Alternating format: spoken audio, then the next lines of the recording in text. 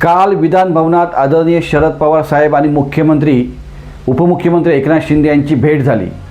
महाविकास आघाडीच्या गोटात जणू काही भूकंपच झाला। या भेटीवर नेहमीप्रमाणे आपले संजय राऊत साहेब सकाळी कॅमेऱ्यासमोर आले आणि अत्यंत नाजूक सुरुवात म्हणाले, आदरणीय शरद पवार साहेबांनी गद्दारांना प्रतिष्ठा देत आहेत। आमचं मन दुखावलं। अहो राऊत साहेब, खरंच तुमचं मन दुखावलेलं मन पाहून राजकारणात सगळ्या कडक भावनासुद्धा वितळल्या असतील। पण साहेब, जरा शांत डोक्याने विचार करा। आदरणीय पवार साहेबांनी 2019मध्ये महाविकास आघाडीचा पाया रचला।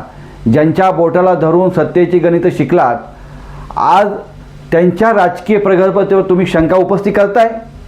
दोन गोष्टी आहेत साहेब, अगदी स्पष्ट सांगतो। पहिली गोष्ट, राजकारणात संवादाचा पूल असतो, भिंत नाही। एकनाथ शिंदे आज राज्याच्या घटनात्मक पदावर बसलेत। राज्याचे प्रश्न, सीमा प्रश्न, दुष्काळ, विकासाचे यावर जर राज्याचा एक ज्येष्ठ नेता मुख्यमंत्री उपमुख्यमंत्री चर्चा करत असेल, त्यात प्रतिष्ठा देण्याचा प्रश्न इथंच कुठे?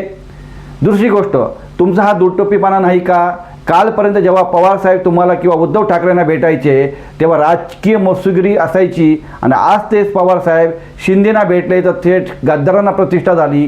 राऊत साहेब, आमचं मन दुखावलं हे म्हणायला महाविकास आघाडी म्हणजे काय एखाद्या नाजूक लव अफेअर नाही आहे की पार्टनरने दुसऱ्याशी जरा हसून संवाद साधला की लगेच ब्रेकअपची भाषा करायची।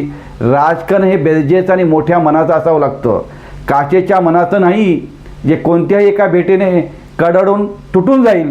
त्यामुळे रोज सकाळी उठून हे दुखावलेल्या मनाचं रडगाणं गाणं आता थांबवा, कारण महाराष्ट्राला चांगला ठाऊक आहे पवारांची चाली समजायला खरंच पावर लागते।